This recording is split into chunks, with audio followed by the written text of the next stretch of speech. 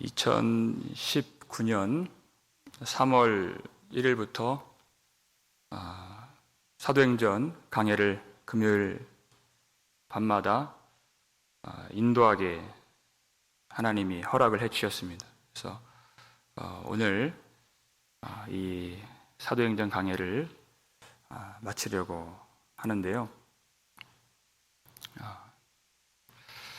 이 과정을 통해서 한 4년 조금 넘었죠.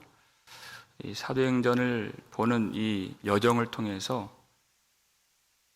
과연 믿음이라고 하는 것이 무엇인가? 우리 평생 믿음 그렇게 안다고 생각했지만 과연 복음이라고 하는 것이 무엇인가? 그리고 구원이라고 하는 것이 무엇인가 하는 이 복음의 진리를, 이 핵심 진리를 깊이 이 밤에 하나님께서 깨닫게 해주신 것이 아닌가 하는 깊은 감사를 하나님께 올리게 됩니다. 바울이 로마에 있는 유대인들에게 복음을 전했는데 믿는 사람들도 있고 믿지 않는 사람들도 있었다 그랬습니다. 동일한 말씀을 전했는데 어떤 사람은 그 말씀을 받고 자기 가슴을 치고 하나님 앞에서 어찌할 바를 몰라서 무릎을 꿇고 은혜를 구하고 오직 유일한 소망의 빛이신 예수 그리스도를 절실하게 의지하는 사람이 있는가 반면에 동일한 말씀을 듣고서 더 마음이 굳어지고 더 마음이 완악해지는 그런 사람들이 많이 있었다는 것입니다. 여러분, 그 마음에 믿음이 들어가지 않는다면 그는 반드시 박해자가 되고 핍박자가 되는 것입니다. 사도행전을 통해서 숱하게 그 모습을 우리가 봐왔죠. 그것은 하나님의 종들을 박해하는 것이 아니었습니다. 하나님을 박해하는 것이었습니다. 사울이 회심하는 장면, 사도행전에서 무려 3번이나 그 장면이 언급이 돼요. 사울아 사울아 어찌하여 내가 나를 박해하느냐. 교회를 박해하는 것이 아니라 그것은 엄밀하게 주님을 박해하는 일이었습니다. 믿음이 들어가지 않는 것은 하나님을 박해하는 것입니다. 이 복음을 듣고 내 가슴을 치지 않는다면 우리에게 구원을 주시기 위해서 십자가에서 못 박혀 죽으신 예수님을 다시 치는 것입니다. 여러분, 하나님 앞에서 가장 귀한 순종이 무엇이겠습니까? 정직하게 회개하고 전심으로 돌이키는 것입니다. 그것보다 더 귀한 순종이 없어요. 나는 열심으로 순종했습니다. 나는 충성으로 주님을 섬겼습니다. 하는데 회개가 없다면 열심히 하나님을 박해한 사울과 똑같은 존재인 것입니다. 회개가 없는 열심, 그것이 주님을 못 박는 못이 되는 것이고, 통회함이 없는 충성, 그것이 다시 주님을 찌르는 창이 되는 것입니다. 하나님이 가장 기뻐하시는 일은 우리가 하나님을 진정으로 믿는 것입니다. 진정으로 믿는 것. 하나님 말씀 앞에 우리가 무릎을 꿇는 것입니다. 하나님 말씀 앞에 내 마음이 딱딱해지지 않는 것입니다. 말씀이 우리를 찌르시면 그대로 찔림을 받을 수 있도록 부드러운 마음으로 주님 앞에 겸손한 마음으로 우리 하나님 앞에 서는 것, 그것이 우리에게 있어 너무나도 중요한 믿음이 되는 것입니다. 이 말씀을 하나님의 백성이라고 하는 사람들에게 전했더니 믿지 않았다. 오죽 믿지 않았으면 이사야가 했던 말씀, 너희는 듣기는 들어도 도무지 깨닫지 못하고 보기는 보아도 도무지 알지 못하는 도다, 이 말씀을 이 사도행전 마지막 대목에 탁 박아놨겠어요? 얼마나 믿지 않았으면.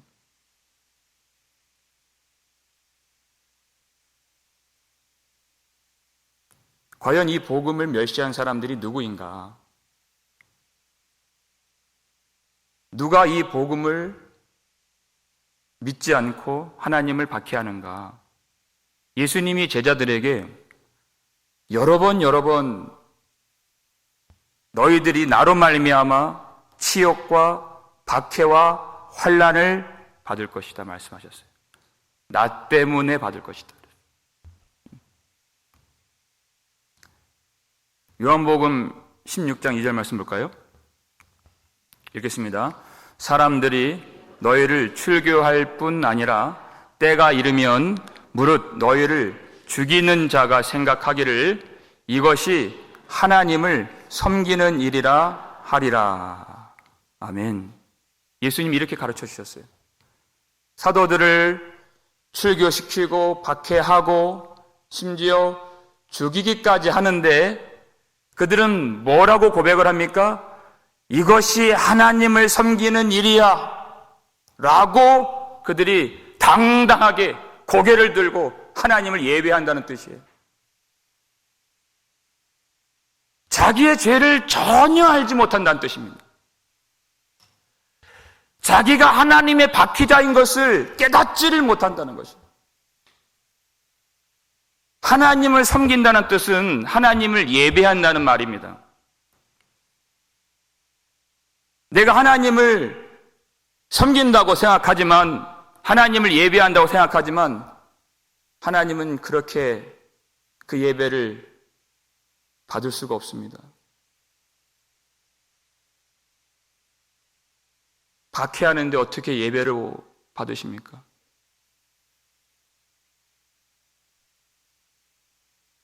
여러분, 우리도 마찬가지입니다. 우리가 하나님을 섬기는 것이, 하나님을 예배하는 것이 혹여나 하나님을 박해하는 일이 아닐까라고 생각하지 않는다면 그러한 무지하고 당당한 태도가 하나님을 이미 박해하고 있다는 사실을 반드시 깨달아야 됩니다. 그런 무지함과 안일함과 그런 완악함이 하나님을 지금도 찌르고 있다는 것입니다. 그러니까 우리는 깊이 생각을 해야 됩니다. 과연 나는 그렇지 아니한가? 그렇게 하나님을 섬기는 일이라고 자신했던 사울을 예수님 만나 주실 때 나는 예수라 이렇게 안 하셨죠? 나는 내가 어떻게 해요? 박해하는 예수라 이렇게 말씀하셨다고. 예수님이 그것을 깨닫게 만들어 주십니다. 자기 스스로는 절대 자기 죄를 깨달을 수가 없습니다. 무엇이 은혜일까요, 여러분? 무엇이 생명일까요? 나는 나에 대한 자부심밖에 갖지 못해요. 하나님이 우리에게 구원을 주시기 위해서 진정 우리에게 주시는 성령의 역사가 무엇인가? 내가 얼마나 하나님을 박해했었는가? 도무지 사람이 스스로 알 수 없는 그것을 주님이 깨닫게 해주십니다. 그 말씀을 그대로 받는 것이에요. 그대로 받는 것. 그들이 믿는 사람들인 것입니다. 그대로 받는 것. 어떤 감정의 분노나 거역하는 마음이나 아닌데요? 하는 거부감 없이 하나님의 말씀을 그대로 받는 것이. 그래야 예수를 믿을 수가 있는 것이. 알고 보니 내가 구원에 합당한 사람이에요? 아니에요? 도무지 구원받을 수 없는 사람인 것입니다. 하나님을 박해했는데 하나님의 아들을 죽였는데 어떻게 구원을 받아요? 구원을 받을 수 없는 중에 나를 용서하시고 그 아들의 피값으로 십자가의 공로로서 나를 용서해 주시고 나를 구원하신 그 하나님의 은혜를 기뻐하지 않을 수 없고 예배하지 않을 수 없고 자랑하지 않을 수 없고 찬양을 올려드리지 않을 수가 없는 것입니다. 여러분, 복음을 복음되게 하십시오. 사도들이 복음을 전할 때에도 똑같은 방식, 예수님이 하셨던 것처럼 회개하고 복음을 믿으라. 똑같은 방식이에요. 그 죄를 알게 하고 그 죄를 책망하는 그 성령의 방식과 똑같은 방식이에요.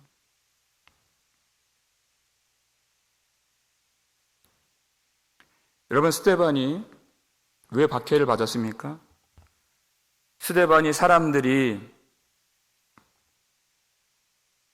무엇에 마음이 열리는가 그 정도 지혜가 없었을까요? 이것은 사람들이 좋아하는 것이고 저것은 사람들이 싫어하는 것이다 라고 하는 그런 지각이 없었을까요? 그런데 성경을 유심히 보면 스데반에 따라오는 이 서술어는 설명은 항상 스데반이 성령이 충만하여예요. 그러니까 그런 것들에 대한 계산이 없어요. 스데반이 복음을 전하다가 강제로 설교가 중단이 됐는데 어떤 대목에서 그 설교가 중단이 되었습니까?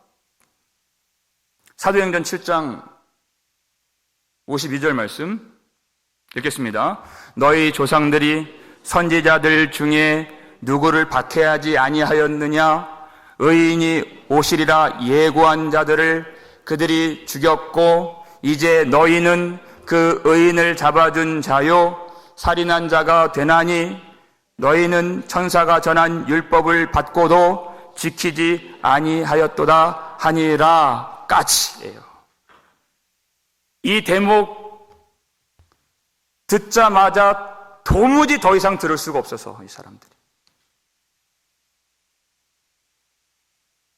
설교를 중단시켜버렸어요. 전에 너희 조상들이 하나님이 보내신 선지자들을 박해했던 것처럼 똑같이 하나님이 보내신 마지막 참 선지자 예수 그리스도 그 아들을 너희가 잡아 주었고 내어 주었고 살인한 자가 되지 아니하였느냐? 하나님이 주신 율법을 받고도 너희가 지키지 아니하였느니라. 이걸 듣는데 더 이상 들을 수가 없어요. 그들이 자기 손으로 귀를 막았다 그랬죠.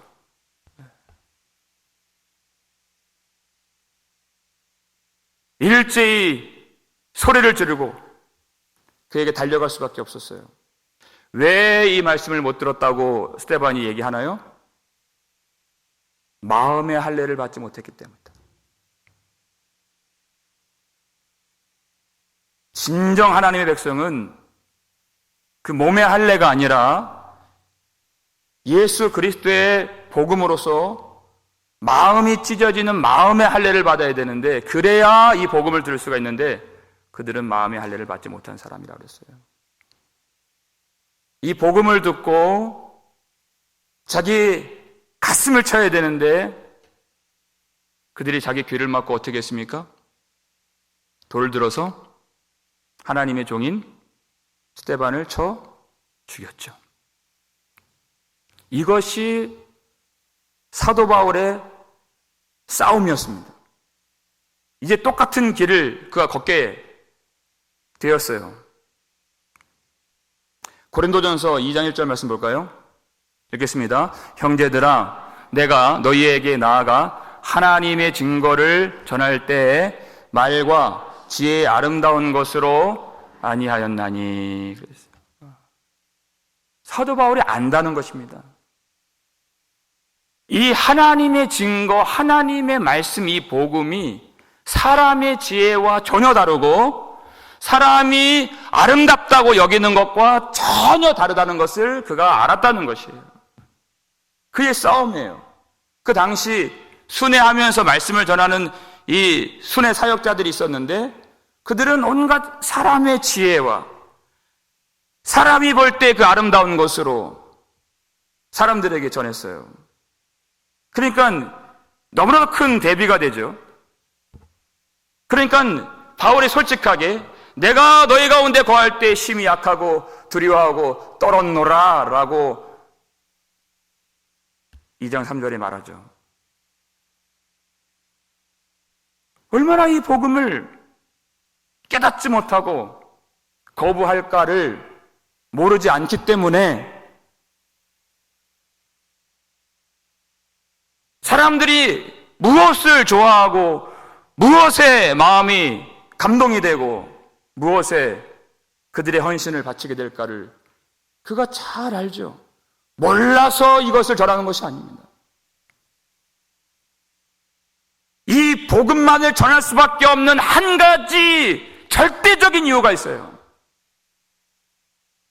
그가 예수 그리스도의 종이기 때문입니다. 예수 그리스도의 종, 나 바울은 사도로 부르심을 받아 하나님의 복음을 위하여 특정함을 입었나니 그랬어요. 나를 위해서 복음을 전하는 것이 아니다. 하나님의 나라, 하나님의 영광, 하나님의 복음을 위하여 내가 부르심을 입었다는 분명한 사실 때문에 타협할 수가 없는 것이에요. 그래서 5절 말씀 보실까요? 읽겠습니다. 너의 믿음이 사람의 지혜에 있지 아니하고 다만 하나님의 능력에 있게 하려 하였노라.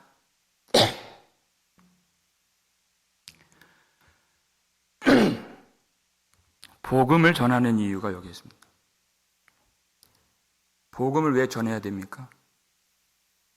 사람의 지혜가 거기 들어있지 않고 세상의 아름다움이 거기 들어있지 않는데 왜 복음을 전해야 됩니까?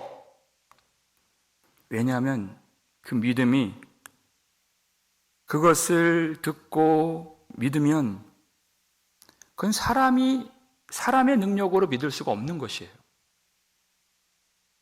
그것을 믿고 그 복음을 듣고 하나님의 복음을 치지 않고 자기 가슴을 친다면 그것은 하나님의 능력으로 된 것입니다. 그래서 복음이 필요한 것이에요. 근데 사람의 지혜를 전하고 이 세상의 아름다움을 전한다면 하나님의 능력의 역사가 일어날 수 있는 기회를 그가 박탈해버리는 것이에요. 사람의 말을 설득력 있는 사람의 말로 전한다면 하나님이 일하실 수 있는 기회를 그가 빼앗아 버린다는 것입니다.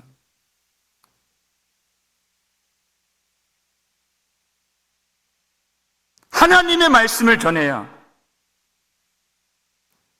하나님의 능력으로 역사해 주셔서 그 말씀을 듣는 하나님의 백성들이 일어서게 된다는 것이에요.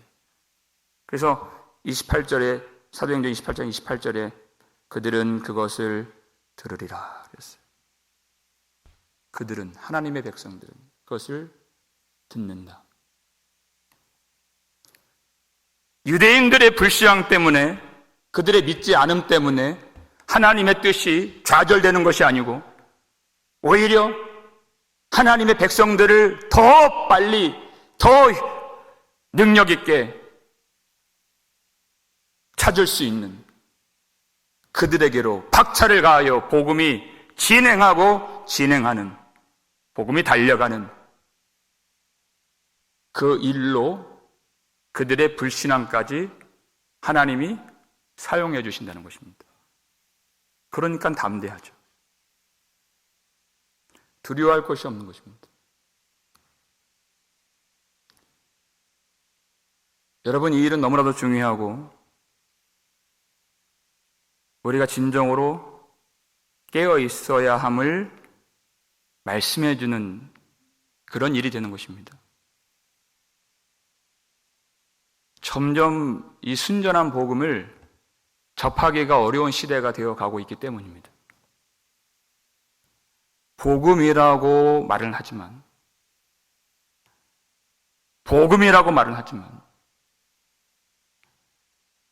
여러분 어떻게 보실지 모르겠지만 온갖 사람의 지혜와 설득력 있는 말과 이 세상의 아름다움으로 가득 치장하여서 매력이 있지요, 호소력이 있지요. 그러나 하나님께로부터 오지 않는 그것이 복음으로 둔갑하여서 이 교회들 안에 얼마나 많이 채워져 있는가. 여러분, 우리가 그것을 분별치 못해서는 안 되는 것입니다. 그렇게 하지 않아도 눈이 어두운 사람들 더 눈 어둡게 만들고 헤매이게 만들고 맹인과 맹인이 함께 구덩이에 빠지게 되는 그런 일을 예수님이 경고하셨죠. 너무나도 중요한 일이에요. 여러분, 이 복음은 사람의 말로 전하는 것이 아닙니다. 사람의 지혜로, 사람의 아름다운 것으로 말하려고 하는 그 시도 자체가 하나님의 말씀을 믿지 않는다는 것이에요. 말씀을 전하는 그 사람이 자기가 더 지혜 있다는 말입니다. 자기가 하려는 것입니다. 전하는 자가 믿음이 없는 것이 문제라는 것이에요. 그런데 어떻게 믿음의 역사가 이루어지겠습니까? 이 복음은 복음 자체의 능력이 있는 것이지 사람이 치장할 수가 없고 사람이 덧붙일 수가 없고 내가 무엇인가를 더 해서는 안 되는 그 복음 자체가 하나님의 구원의 능력이라는 것입니다. 그 전하는 사람의 지혜와 전하는 사람의 능력과 전하는 사람의 상태와 전혀 상관이 없는 그 복음 자체가 구원의 능력인 것이에요. 지금 사도 바울이 어떤 상태 가운데 있나요? 30절 말씀 보시면 읽겠습니다. 바울이 온 이태를 자기 셋집에 머물면서 자기에게 오는 사람을 다 영접하고 2년 동안이란 뜻입니다. 제수의 신분으로 가택연금 상태로 갇혀있는 밖에 나갈 수가 없는 항상 로마 군인의 감시를 받으면서 매여 있어야 하는 그런 연약한 상태예요. 그는 매여 있고 그는 자유가 없습니다. 그런데 자기에게 오는 사람들을 다 영접하고 이렇게 있어요. 그는 매여 있지만 끊임없이 갇혀 있는 바울에게 나와서 복음을 듣는 사람들이 있었다는 것입니다. 여러분, 바울이 지금 매여 있다는 것은 무엇을 말할까요? 바울이 왜 지금 죄수가 되었습니까? 복음을 전하다가 죄수가 된 것입니다. 유대인들에게 고소를 당한 것입니다. 그가 여전히 매여 있다는 것은 유대인들이 받기 싫어하는 그 복음을 타협하지 않았다는 뜻입니다. 버리지 않았다는 뜻이에요. 바울이 여전히 고통 가운데 있다는 것은 그가 복음을 버리지 않았다는 뜻입니다. 그럼에도 불구하고 바울에게 찾아와서 복음을 듣는 사람들이 있었습니다. 왜 이런 일들이 벌어졌죠? 이 일은 하나님의 능력으로 되는 일이기 때문입니다. 그는 매여 있지만 이 복음은 매이지 아니하도록 하나님이 역사하시고 하나님이 일하고 계시고 있다. 일하고 계신다. 복음은 언제나 자유합니다. 복음은 매이지 않습니다. 빌립보 감옥에서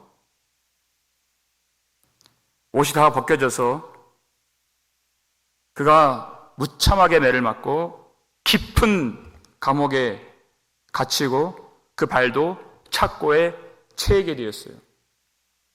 그러나 그 속에 있는 이 구원의 감격을 막을 자가 없는 것입니다. 한밤중에 바울과 실라가 찬양하고 기도하고 또 그 간수에게 주 예수를 믿으라. 그 복음을 선포하는 것입니다.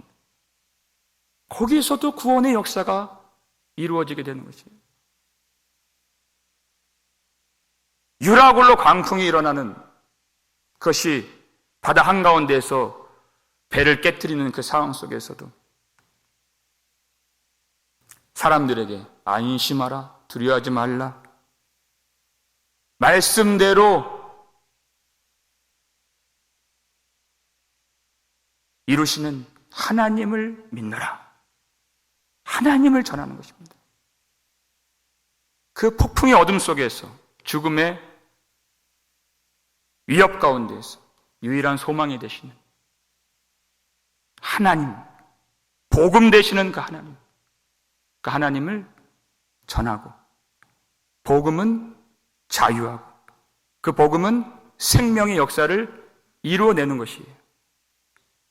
그가 질병에 매여 있었습니다. 고린도후서 12장 보니까 주님 뭐라고 말씀하시죠? 내 은혜가 내게 족하도다. 내 능력이 약한 데서 온전하여 지느니라. 그때 비밀을 깨달았어요. 자신은 약하고 자신은 질병에 매여 있지만은 그 약함을 통해서도 하나님이 믿음의 역사를 일으켜 주신다는 것을 깨달았습니다.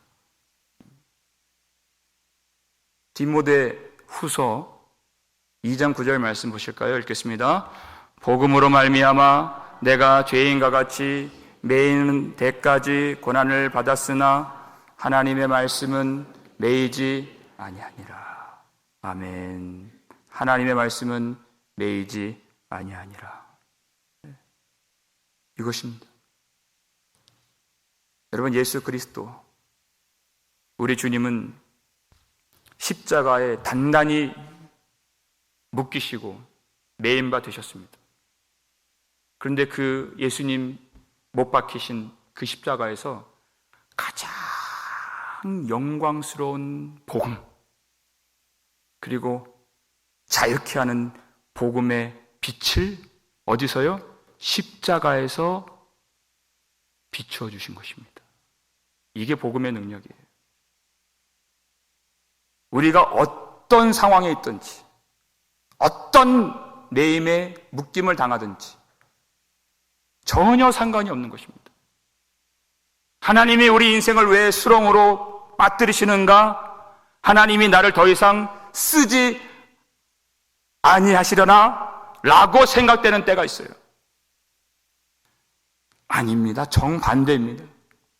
우리가 아무리 매여 있고 묶여 있고 자유를 잃어버리고 고통 가운데 짓눌리는 상황이 될지라도 하나님의 말씀은 매이지 아니하리라. 이것을 우리 인생을 통해서 보여주시려고 하시는 일이에요. 이 복음의 능력이 얼마나 영광스러운가 보여주시려고. 그러니까 사도 바울은 이 지리하고 피곤한 재판이 어떻게 언제 끝나나 거기에 관심이 있지 않습니다.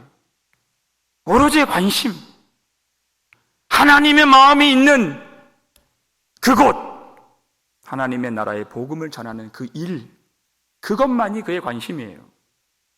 31절 마지막 말씀 읽겠습니다. 하나님의 나라를 전파하며 주 예수 그리스도에 관한 모든 것을 담대하게 거침없이 가르치더라. 아멘. 담대하게 거침없이 가르치더라. 하나님의 나라를 전파한다 했습니다. 여러분, 하나님의 나라를 전파하는 것, 우리가 왜 복음을 전해야 되겠습니까? 그 복음을 전하는 것이 우리가 하나님 나라의 시민권을 가졌다고 하는 아이디가 되고 하나님의 나라를 살고 있다는 분명한 증거가 되기 때문입니다. 복음을 받아서 구원을 받는 그 사람은 2차적인 문제예요. 하나님은 선지자들에게 항상 그렇게 말씀하세요. 그들이 듣든지 아니 듣든지예요. 때를 얻든지 못 얻든지, 듣든지 아니 듣든지, 하나님의 1차 목적과 1차 관심은 과연 우리가 하나님의 나라를 살고 있는가에 있다는 것입니다. 그들이 듣든지 아니 듣든지, 내가 하나님의 나라를 살고 있다면 그 나라가 선포되는 것이에요. 내가 지금 누리고 있기 때문에, 내가 지금 예수 그리스도 안에 살고 있기 때문에. 그러니까 내가 매여 있든지 아니든지 담대하게 거침없이 전할 수 있는 것입니다. 여러분, 이것은 그냥 이루어진 것이 아니라 사도행전 4장을 보게 되면 안진뱅이를 고친 다음에 솔로몬 행각에서 복음을 전했더니 5,000명이 회심하고 주님께 돌아오게 되었을 때 유대인들, 높은 사람들, 그 관원들이 이 사도들 베드로하고 요한을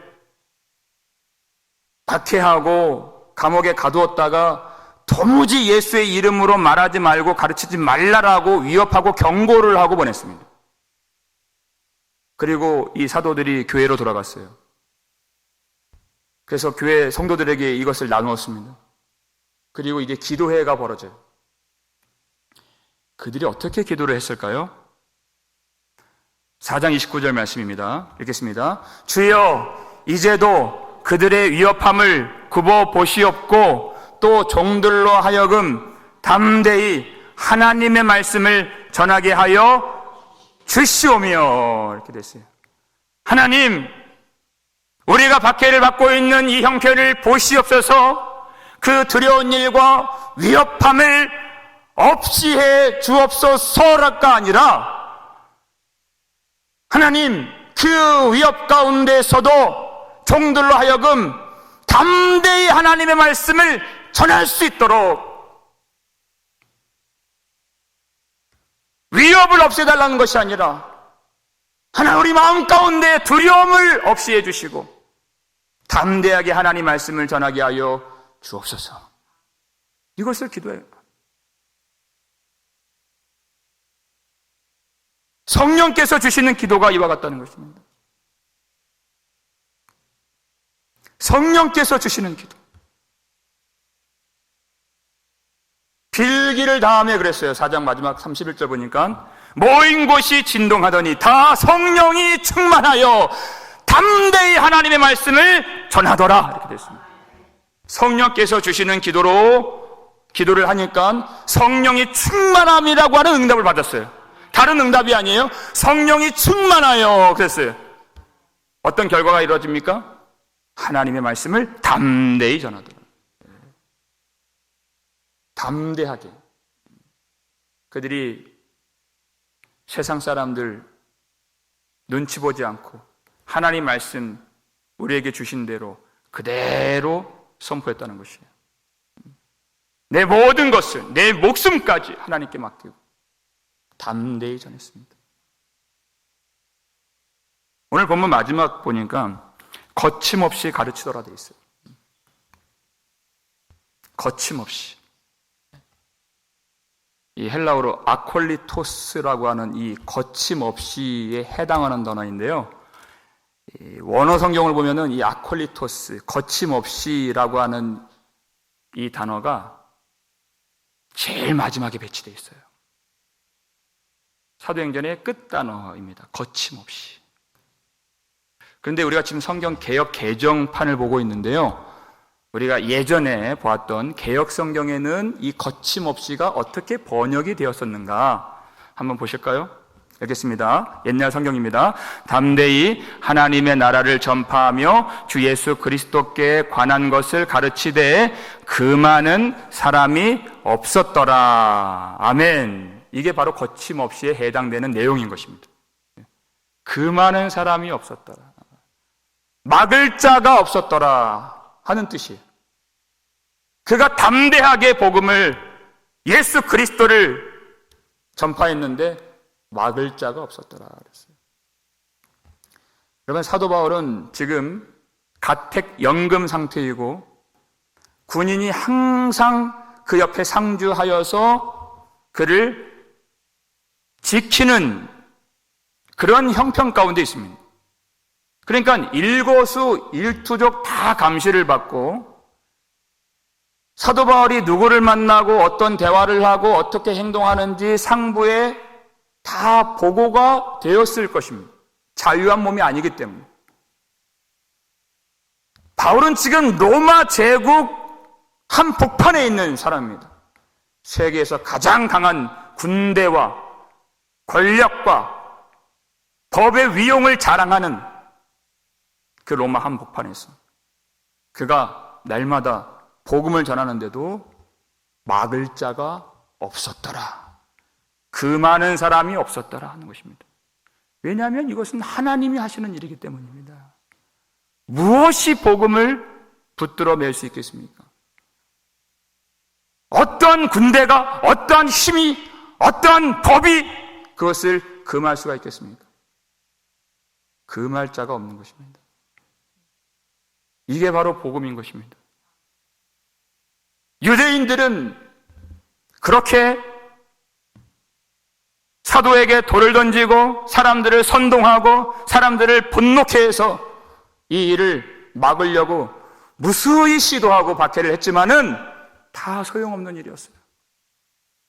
사도행전 1장 8절 말씀처럼 예수님이 승천하실 때 말씀해 주신 것처럼 이 복음이 어떻게 전파되었습니까? 예루살렘에서 사마리아로, 사마리아에서 온 유대로, 유대에서 땅의 끝까지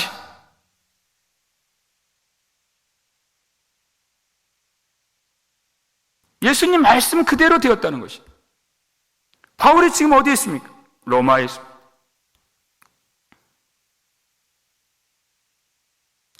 예수님께서 하셨던 그 말씀 그대로 누구도 이 복음을 막을 수가 없고 하나님을 대적할 수가 없는,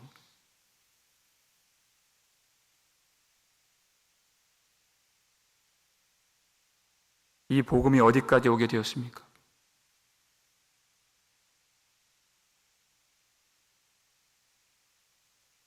복음이 진군하고 진격했어.